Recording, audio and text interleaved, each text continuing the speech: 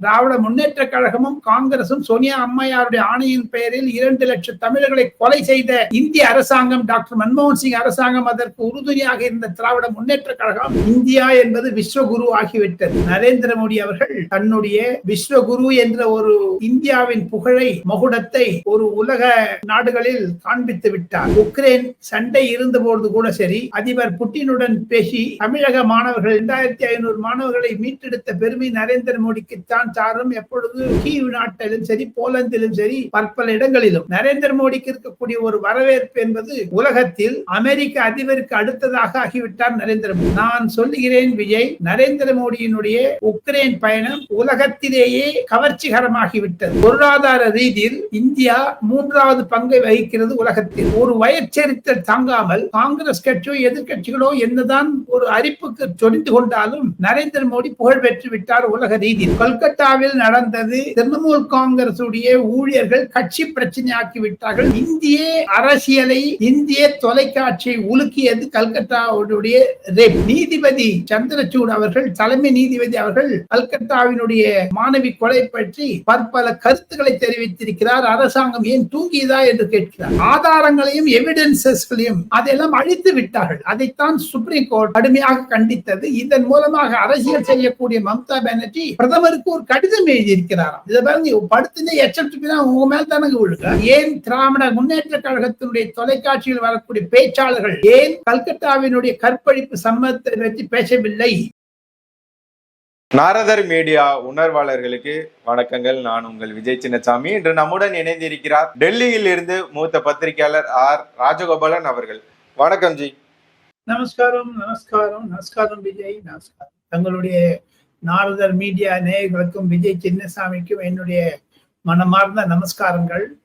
நாம் இருவரும் இன்று பேசக்கூடிய 5-6 தலைப்புகள் மிக மிக முக்கியமானது. விஜய் நேயர்கள் ராஜகோபாலன் விஜய் பேசுவதை கேட்டாலே போதும், பத்திரிகைகளை படிக்க வேண்டாம், டெலிவிஷன் பார்க்க வேண்டாம். காரணம், 5-6 குறிப்புகளை வைத்துக் கொண்டு நாம் அலசுகிறோம். அது நம்மளுடைய பார்வையாளர்களுக்கும் ஒரு லட்டு சுவையாக வருகிறது என்பதைத்தான் நான் மகிழ்ச்சியுடன் தெரிவித்துக் கொள்ள ஆசைப்படுகிறேன். பிரதமர் நரேந்திர மோடி அவர்கள் தற்போது உக்ரைன், போலாந்து போன்ற நாடுகளுக்கு பயணத்தை மேற்கொண்டு இருக்கிறார்.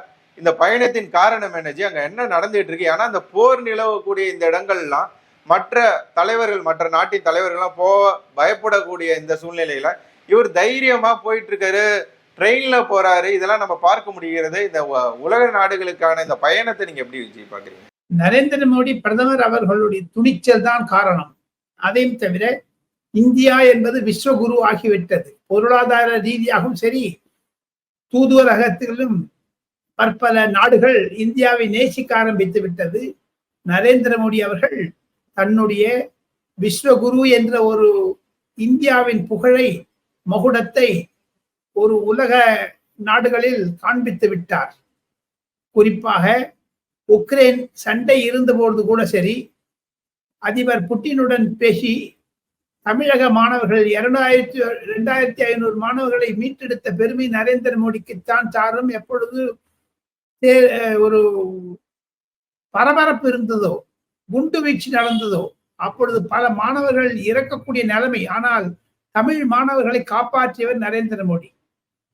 உலகத்தில் இருக்கக்கூடிய அனைத்து மாணவர்களும் 3 நாட்கள் ஒரு சீஸ்ஃபயர், துப்பாக்கியால் சுடமாட்டோம் 2 தரப்பிலிருந்தும் என்று ஒரு முடிவு எடுக்கப்பட்ட பிறகு, நரேந்திர மோடி புட்டினுடன் பேசிய பிறகு, உக்ரைனுடைய அதிபரிடம் பேசிய பிறகு சண்டை நிறுத்தப்பட்டது நரேந்திர மோடிக்காக. அதனுடைய பின்னணியில் தான் விஜய் இன்று நரேந்திர மோடி மெட்ரோ ரயில் கூட செல்கிறார். கீவ் நாட்டிலும் சரி, போலந்திலும் சரி, பற்பல இடங்களிலும் நரேந்திர மோடிக்கு இருக்கக்கூடிய ஒரு வரவேற்பு என்பது உலகத்தில் அமெரிக்க அதிபருக்கு அடுத்ததாக ஆகிவிட்டார் நரேந்திர மோடி. இது ஒரு குறிப்பு. தாங்கள் கேள்வி கேட்டீர்கள்.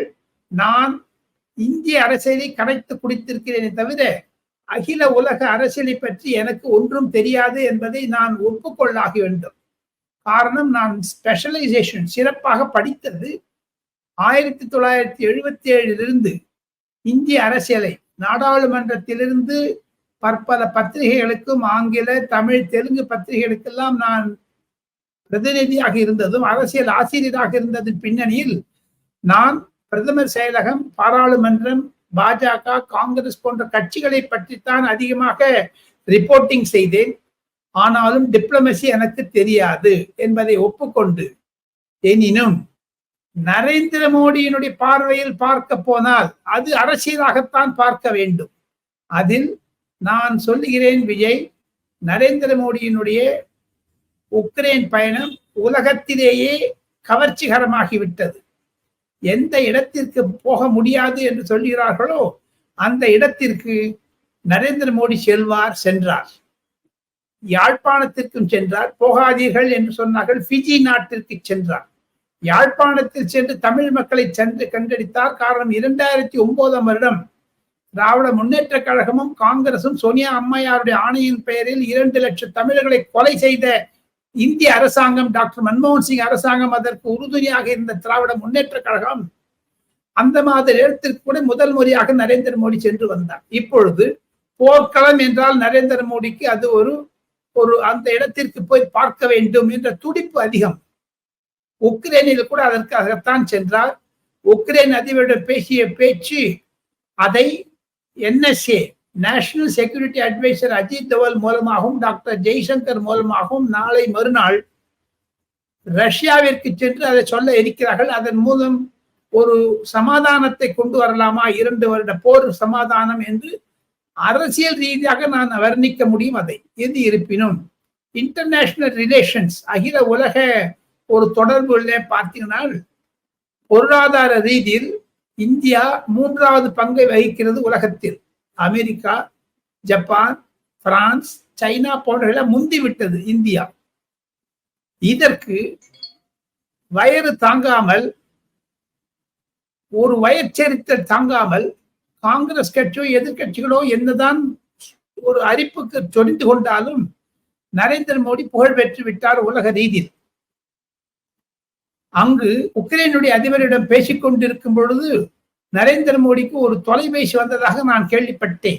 அது அமெரிக்க தூதுவரகத்தில் இருந்து, தாங்கள் உக்ரைனில் இருக்கிறீர்கள், நாங்களும் வந்து பார்க்க வேண்டும் என்று துடிதுடிப்புன்னு இருக்கிறார்கள். வெஸ்ட் ஏசியன் கண்ட்ரிஸ், அதாவது பற்பல ஐரோப்பிய நாடுகளும் அமெரிக்காவும் நரேந்திர மோடிக்கு இருக்கக்கூடிய வாழ்த்துக்களை பார்த்துத்தான் அவர்கள் ஆச்சரியப்படுகிறார்கள், வரவேற்பை பார்த்து ஆச்சரியப்படுகிறார்கள். இதுதான் பின்னணி. என்னுடைய மனதுக்கு எட்டியதை நான் சொல்லிவிட்டேன். காரணம், இது நரேந்திர மோடிக்கு புகழ் பாடியே ஆக வேண்டும். அவர் போன்ற ஒரு தலைவர்கள் உலக பிரச்சனைக்கும் உலக சமாதானத்திற்கும் ஈடுபடியாக இருந்தார் என்றால் அது ஒவ்வொரு தமிழனுக்கும் ஒவ்வொரு இந்தியருக்கும் தலை நிமிர்ந்து நில்லடா இந்தியா என்று சொல்லடா என்று சொல்லக்கூடிய அளவிற்கு நரேந்திர மோடியினுடைய பாராட்டுதல்கள் நாம் தெரிவிக்க வேண்டும். நாரதர் மீடியா மூலமாக விஜய் சின்னசாமி ராஜகோபாலனுடைய இந்த பேட்டியின் மூலமாக வாழ்த்துக்களை தெரிவித்துக் கொள்கிறோம்.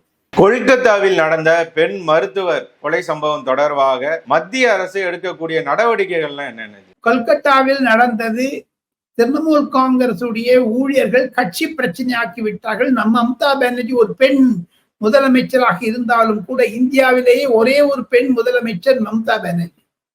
அந்த அம்மையார் சுகாதாரத்துறை அமைச்சராகவும் உள்துறை அமைச்சராகவும் முதலமைச்சராகவும் இருக்கிறார். ஆனால் சுகாதாரத்துறையில் அவர் பணி செய்தது, எந்த மருத்துவர் அந்த கல்லூரி மாணவர் 31 வயது கல்லூரி மாணவரை கற்பழித்தாரோ கொலை செய்தாரோ அவருக்கு பதவி உயர்வு கொடுத்தார்கள். அதைத்தான் சுப்ரீம் கோர்ட்டு நேற்று அதற்கு முன்தினம் விளாசி கட்டிவிட்டார்கள். கபில் சிபல் போன்ற வழக்கறிஞர்கள் மேற்கு வங்க அரசாங்கத்திற்கு வாதாடினாலும் ஒன்றே ஒன்று சொல்லுகிறேன் விஜய், கபில் சிபலுக்கு மாபெரும் மூக்கு உடைப்பு, மம்தா பானர்ஜிக்கு மூக்குடைப்பு.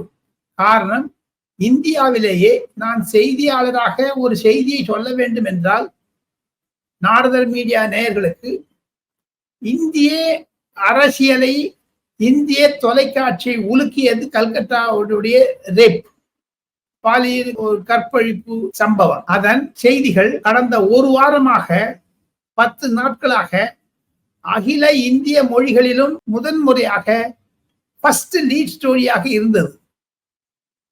தமிழகத்திலும் இது போன்ற பாலுடைய கொள்கை ஒரு ஒரு ரேப்ஸ் அதிகமாக நடந்து கொண்டிருப்ப பின்னணியில் பார்த்தாலும் சுப்ரீம் கோர்ட் அதை மிக மிக சீரியஸாக எடுத்துக்கொண்டு விட்டது. கல்கத்தாவில் நடந்த விஷயத்தை சுப்ரீம் கோர்ட் கூட டைரக்ட் டெலிகாஸ்ட் செய்ய ஆரம்பித்து விட்டார்கள் அவருடைய வாக்குவாதங்களை எல்லாம். அதில் நீதிபதி சந்திரசூட் அவர்கள், தலைமை நீதிபதி அவர்கள் கல்கத்தாவினுடைய அந்த மாணவி கொலை பற்றி பற்பல கருத்துக்களை தெரிவித்திருக்கிறார். அரசாங்கம் ஏன் தூங்கியதா என்று கேட்கிறார். அரசாங்கம் கொலை செய்யப்பட்ட பிறகு அது தற்கொலை என்று சொல்லுகிறார்கள். அதற்கும் மேலாக எப்பொழுது அந்த கொலை நடந்ததோ அதற்கு 3 மணி நேரம் கழித்து அந்த கற்பழிக்கப்பட்ட பெண்மணியை எரித்து விடுகிறார்கள். ஆதாரங்களையும் எவிடன்ஸ் ப்ரூஃப் அதெல்லாம் அழித்து விட்டார்கள். அதைத்தான் சுப்ரீம் கோர்ட் கடுமையாக கண்டித்தது. இதன் மூலமாக அரசியல் செய்யக்கூடிய மம்தா பானர்ஜி பிரதமருக்கு ஒரு கடிதம் எழுதியிருக்கிறாராம். இதை பாருங்க, படுத்துனே எச்சரிச்சுனா உங்க மேல தானங்க விழுங்க. அந்த அம்மா கட்டுப்படுத்த முடியாத அவங்க அந்த அம்மா லெட்டர் எழுதுறாங்கன்னா பிரைம் மினிஸ்டருக்கு. ஆக மொத்தம் இந்தி கூட்டணியில் அங்கம் வகிக்கக்கூடிய மம்தா பானர்ஜிக்கு ஒரு மாபெரும் இழப்பு. ராகுல் காந்தியோ அல்லது மு.க. ஸ்டாலினோ அல்லது கனிமொழியோ, எதற்கெடுத்தாலும் கனிமொழி முந்திகிறார்களே, அந்த முந்திருக்கிறது ஏன் திராவிட முன்னேற்ற கழகத்தினுடைய தொலைக்காட்சியில் வரக்கூடிய பேச்சாளர்கள் ஏன் கல்கத்தாவினுடைய கற்பழிப்பு சம்பவத்தை பற்றி பேசவில்லை என்று தான் டெல்லியில் பலர் ஆதங்கப்படுகிறார்கள். இதனுடைய பின்னணி அரசியல் வாய்ந்தது. கல்கத்தாவினுடைய ரேப் கல்கத்தா மேற்கு வங்க அரசியலை மாற்றும் என்று தான் பல வர்ணனையாளர்கள் டெல்லியில் கருத்து தெரிவிக்கிறார்கள். விஜய், உங்களுடைய பொன்னான நேரத்தை ஒதுக்கி பல தகவல்களை நாரதன் மீடியாவுடன் பகிர்ந்து கொண்டதற்கு மிக்க நன்றிகள். நன்றி, நமஸ்காரம் விஜய்.